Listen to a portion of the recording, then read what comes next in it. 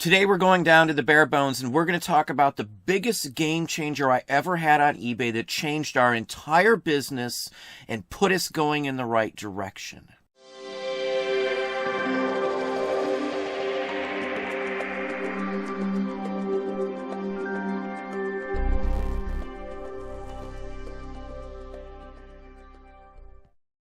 Hey, it's Don. Today we're going to talk about the biggest game changer, the most serious changing event in my entire eBay career, the biggest thing that changed us, the biggest thing that steered my inventory, steered my income in the whole works in the right direction. This was the one factor that was able to do so much different things for me. And that one factor is changing up what I sell. Now, wherever you're at, you're going to have regional issues. It's going to be regional no matter where you're at. So if I find something around here, it doesn't mean it will be available at all in other areas of the country. Same thing goes for what other folks find. I may never find that stuff around here. Now, we did clothing. That's where we originally were in, clothing, scanning books and the whole works, the easier stuff. The low-lying fruit is what the clothing is and what that sort of thing is. Video games would probably fall into that, home goods and things like that. Those are the stuff that are out there everywhere. Part of the problem with that is storage. The amount of storage space something like that would take. Now, we've got like 80,000 active items right now that are, running right this second. I couldn't do that if it was clothing in anywhere near the type of space that we use now. We're talking right now just under 2,000 square feet that we use for a large chunk of it. Plus, we have in building off property as well, where we can store 300,000 or 400,000 records as well. Now, switching up clothing, what that did for us. What did clothing switching off do for us? Well, for one, Savers closed down. Those were our biggest sourcing areas for clothing, better clothing. When both Savers shut their doors, it cut off a lot of the potential to find anything decent, or at least enough at the same place to make it worth our while traveling around. We also gave up randomly driving around when we gave up clothing. We didn't need to do it anymore. We could go to one source after that point and find the vintage stuff more readily, a bunch of it for a reasonable price than we could ever find clothing. So once we gave up clothing and books and the scanning and all that kind of stuff, it opened us up for more space. It opened up us for speeding up our whole process because it takes a fourth of the time, a third of the time to list almost anything else we sell other than clothing. It takes you longer to photo. It can take you longer to pack up in the whole works. We ironed some of the clothing to make it look better. You got to wash some of the clothing. There's so many other things that are involved in the clothing. Now, with what we sell today, this is 500 listings of merchandise. Literally, no exaggeration. This is 500 items in this one bag. And you want to talk about quick listing, easy storage in the whole works, 500 listings. I'm not exaggerating. This is literally 500. This is 500 listings as well. This is exactly what we find. I've got bin after bin after bin. There's even bins behind the bins that are behind me. There's even other shelving all over the place. So there's just shelving full. And the quantity of items that I have is into the millions of individual items. No exaggeration. No make-believe figures like I see on some other channels and things like that.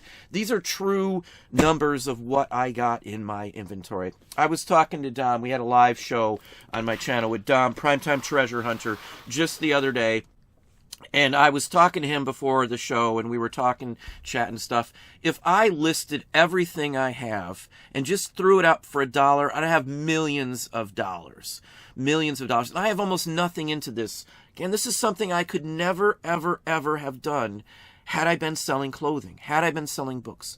Books, obviously, it takes up some space, plus you have the weight. If you're not sending them into FBA, which we used to do, obviously, because you're going to have to store them in your own place. And that's not practical. Now, sourcing. How are you going to source massive quantities? I've got bins like this. This is unlisted merchandise. Just totally full. I've got 20, 30, 40 of these sorts of bins just like this. In this bin, there's probably 2,500 listings. No exaggeration again whatsoever. Now, how can there be so many in there? It's all little tiny things. It's smalls.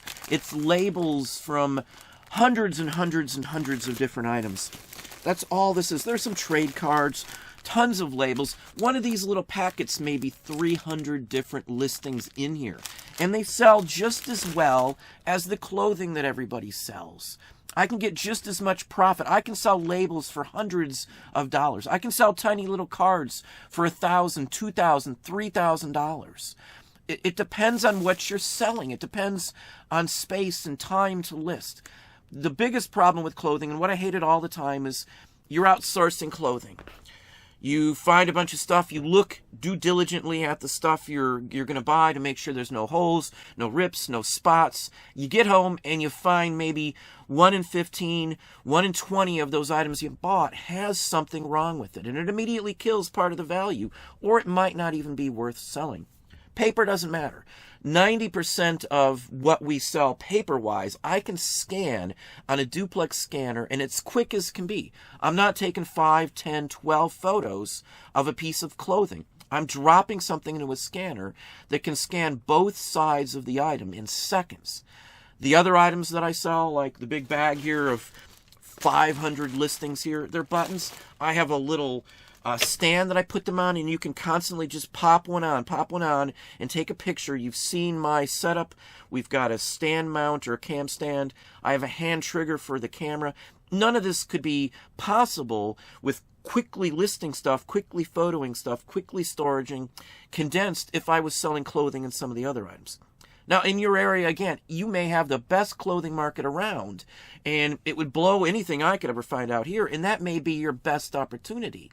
I'm not saying you should definitely switch categories, but there's more opportunities in my area for this stuff. Let me just show you some other examples.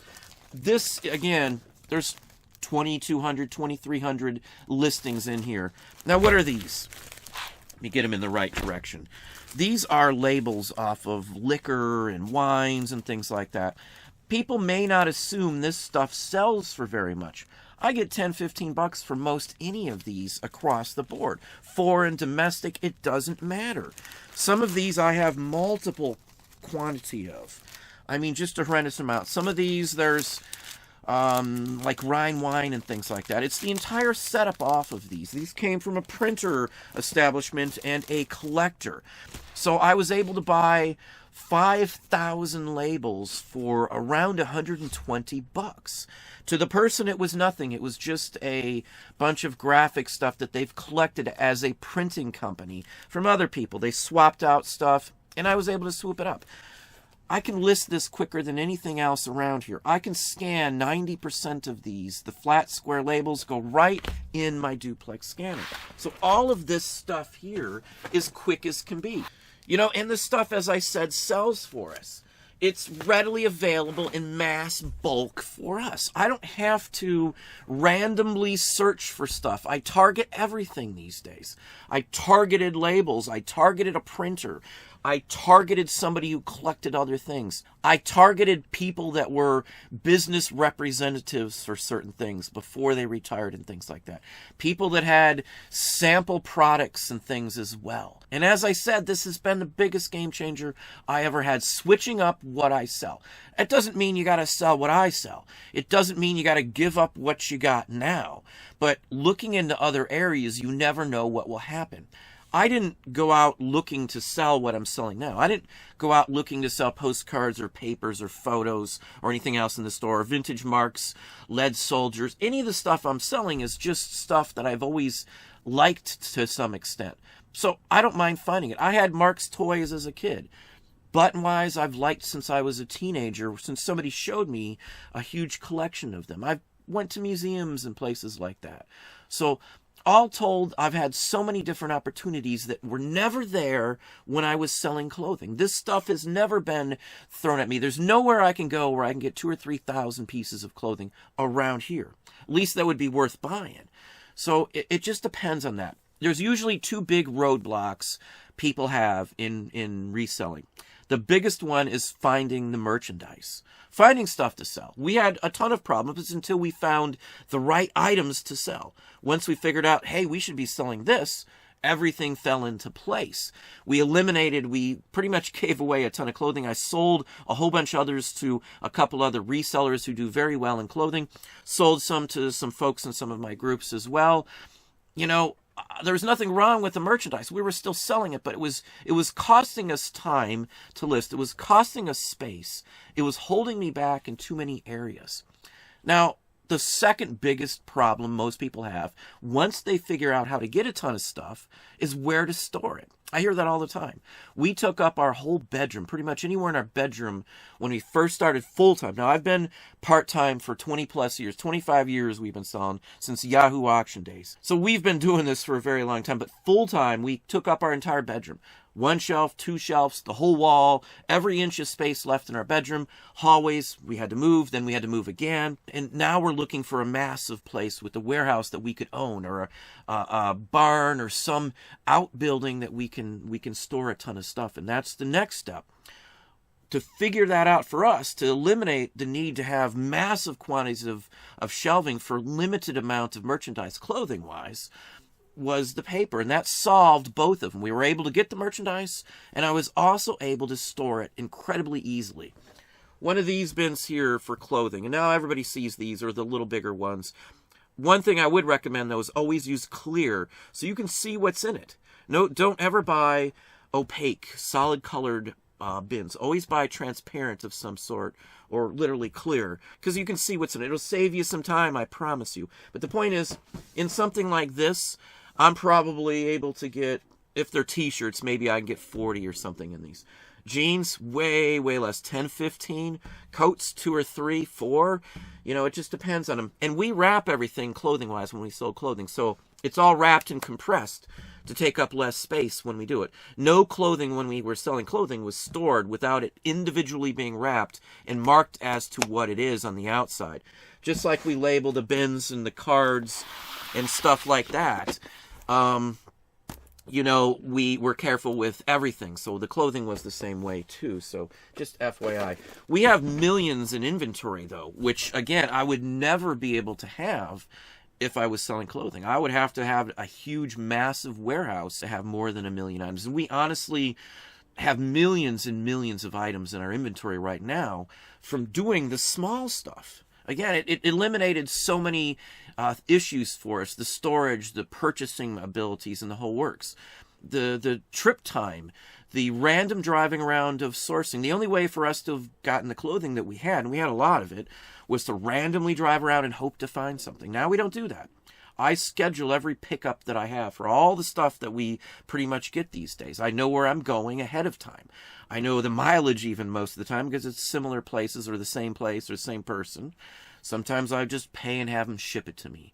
It just depends on how far away the dealings is. We were driving way down to Columbus. Now I just have them ship it to me. It saves my time, and I'll trust their judgment on it. So game changer-wise for us, this is what changed it for us, switching up what we sell. Now, it found us. We didn't technically find it, but we've been able to take advantage of every little aspect of what we sell to get more items, more merchandise, more space, quicker listing. Every aspect of it is so much easier than what we were selling. It's cut down my time probably by 30 or 40%. I'm probably saving 30 or 40% of my labor time easily. Maybe it's even more than that by not doing clothing and scanning books. I don't have to worry about it. Just think of the time you have into driving around, the time you have into checking out the clothing, the time you have into listing, setting it all up. You need a big area to photograph clothing for the most part too. I've got a little stand for most anything. Now, it doesn't have to be what I'm showing here. We sell comics, we sell records, press material, 8x10 photos. I've got stacks of them all over the place. Trading cards, postcards, jewelry. I got a ton of jewelry in-house at any given point. We do gold, we do silver, platinum. Still kind of buy coins and adult mags and things like that. There's just so many areas to get into. Comic books don't take up a lot of space for the amount you can fit in. A long box that holds 300. That's 300 listings in the space of maybe that you could fit in maybe 20 pieces of clothing at best, and I'm talking small pieces of clothing. So look at those factors for it. If you're having issues with storage and you've already taken up your garage, then you might look at different items that will take up less space. I don't do pottery. I don't do china anymore unless it's like an easy, quick money. Won't set on a shelf very long because it takes up a lot of space. It's fragile. It can get broken. I'm not a big fan of vases and stuff. I've made good money on them. Again, don't get me wrong. But unless it's going to be a quick turnaround, as I said, or a high dollar one, I won't touch it. I've turned down more than I probably pick up any day of the week, in all honesty, because I don't need to mess with so much. We've got so much inventory from just switching up. But anyway, that's what I have for you today. Hopefully that does give you some sort of insight, some thoughts on what your business is doing, where you could take it. Doesn't matter what you sell, but there are other things that are easier in every way, in every aspect of reselling. So anyway, if you enjoyed the video, please hit that like button down below. You can also hit the bell icon to be notified if I post new content or go live. Subscribe and tell all of your friends.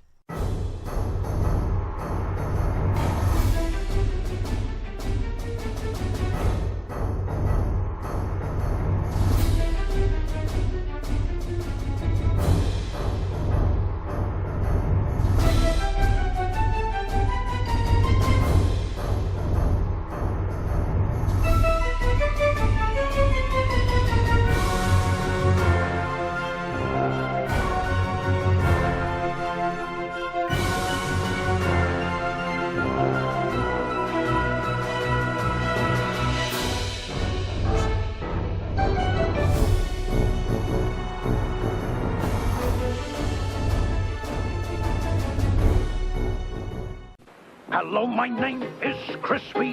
How do you do? Crispy Critter cereal entirely new. It's indubitably delicious. Oh, here comes Crispy Critters, a good wholesome bunch. The low sugar cereal with lots of crunch. Yes, it's indubitably. Indubitably. Post Crispy Critter cereal is part of a balanced breakfast. Cha-cha-cha.